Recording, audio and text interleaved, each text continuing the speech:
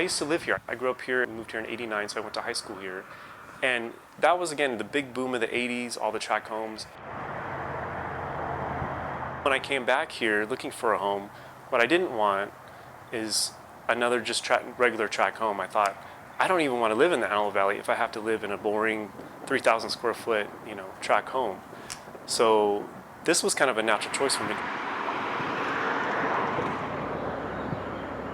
This area, there's these great houses from the 20s and 40s, but pretty much this whole city is single family houses. What I was looking for was a unit that was just pretty much for myself, a smaller place.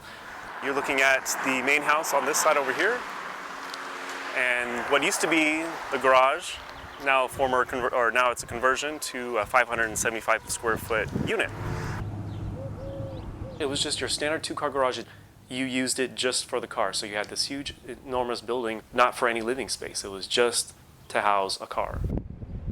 So really, I don't need my car to be in a garage. It doesn't need its own little home.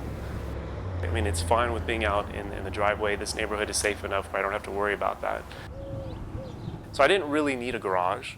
So I thought, well, wow, what can I do to make a space that makes more sense for me, and something that I can move into and not. With that house, I had roommates.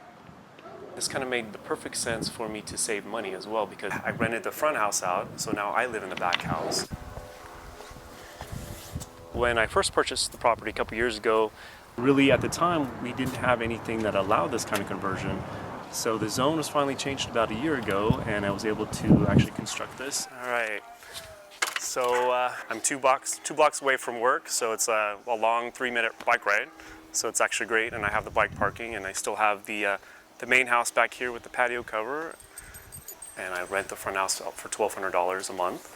My mortgage is like $800, so you do the math. I'm mortgage free. Within 5 years, I figure 4 or 5 years, I have this place paid off, and everything else is extra. Okay, and now you're in the entryway. I'm gonna try to get all the dogs out of the way. I had to find a place to put all my books, and I actually got rid of a lot of books because there's just not a whole lot of room for the books, but I did fit quite a few in here. I did fit in a large closet with a doggy door, so my dogs can get in and out with no problem, no matter what time, and I don't have to worry about them.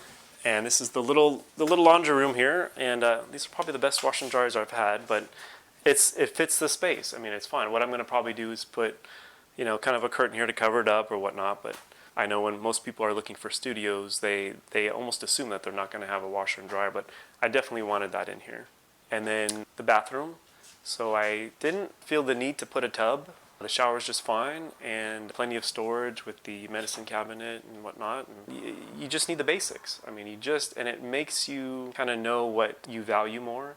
So this is pretty much the bedroom right here. I like being up on this side. I have a great view of the windows, and I look out, can see the trees, and it's just kind of nice. I can see the whole space when I wake up or when I go to sleep. It's very relaxing.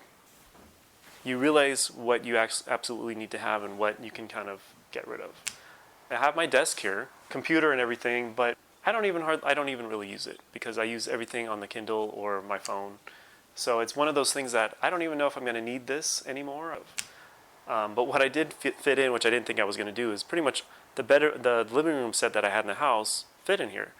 I can have a whole group of people over, and we can all fit in here. And because I'm not here a lot, there's no reason for me to have cable. As long as I have my internet, that's pretty much all I need. I threw out so much stuff about 6 months ago because I knew there was just not going to fit.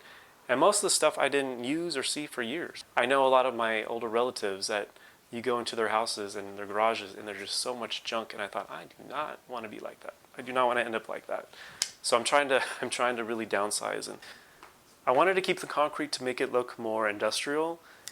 I would say the cost of all the conversion, it was about $30,000, which was on the high end, but I put all the, the bells and whistles in here, the extra insulation and whatnot. But, for your basic conversion, I've heard people can do it for, $20,000 or whatnot. It's a full kitchen. Again, there was a little complications with fitting everything. There was supposed to be another set of cabinets here, but that's one thing that somehow didn't get measured right. But there's still plenty of storage. Everything is full size. Nothing's built for, a small apartment. Everything's full size. Room for everything. This is all I need.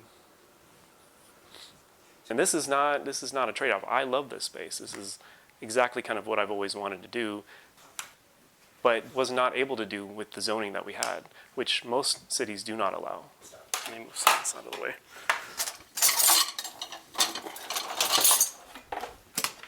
All of this came to be is because the city realized that a lot of people, they're getting in trouble with code enforcement or whatnot, doing these illegal conversions.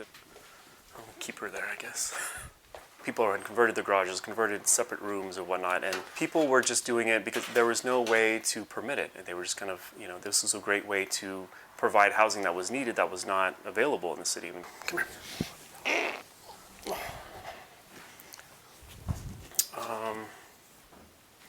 What I wanted to do is, of course, is do it legally. And there were so many restrictions. You had to get a separate water meter, separate electric, gas, all sorts of things. The water meter alone was $35,000. No one is going to do that. And that's why so many of these things were done illegally, because people just didn't have the money to do those kind of conversions. And there were a lot of other people on board in the cities to say, hey, what can we do to make this happen? Then we thought, why are we not allowing these things? More and more people want them for so many different reasons, especially since the recession happened. This is what people want. This is what people are asking for.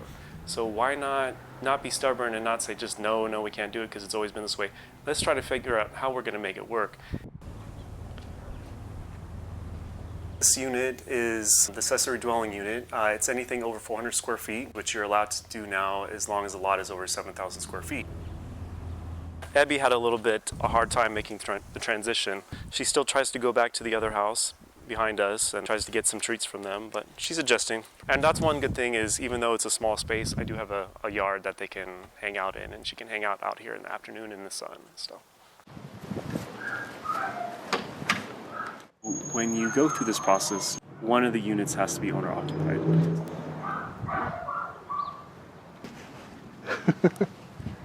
The owner has to live on the property either in the main house, which is what usually happens, or in the back house. The city set that up so there is more control of, people know what's going on their own property, because we get these landlords that another state or whatever, they have no idea what's going on their own property. So having the owner live there has so many benefits.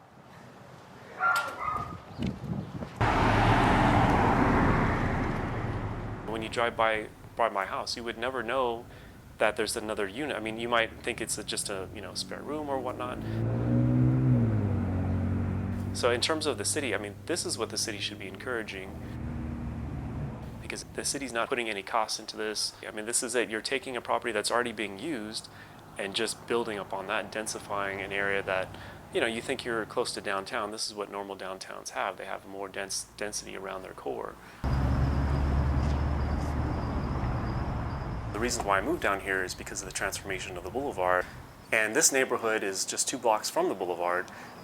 And that's one of the reasons why I moved down here. And a lot of the different people that are moving in come here because they know they can walk 2 blocks and go to the restaurant, go to the market, and have all the services, the banks, everything right close by. Hey Marty, this is Johnny. Hey, I'm taking pictures. Hey there. Why'd you move to Lancaster? Family. But I like the older homes. I like the older neighborhoods. They have a lot more character.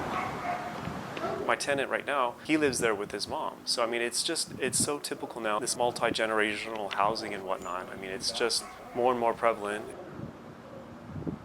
My mom saw this space and she said, well, you're gonna save this for me, right? Because she loves this space. Actually, I did have that in mind as well when I built this is, who knows what might happen. I mean, she could definitely live here and I could watch her, and she's just, 30 feet away from the main house. Yeah, later. This is only temporary. I mean, who knows? I mean, depending on who I'm with, maybe I want my own place for a while, and then eventually, of course, we'd be able to move into the regular house and have a 1,400 square foot house, but still be able to rent this out and still supplement the mortgage with this.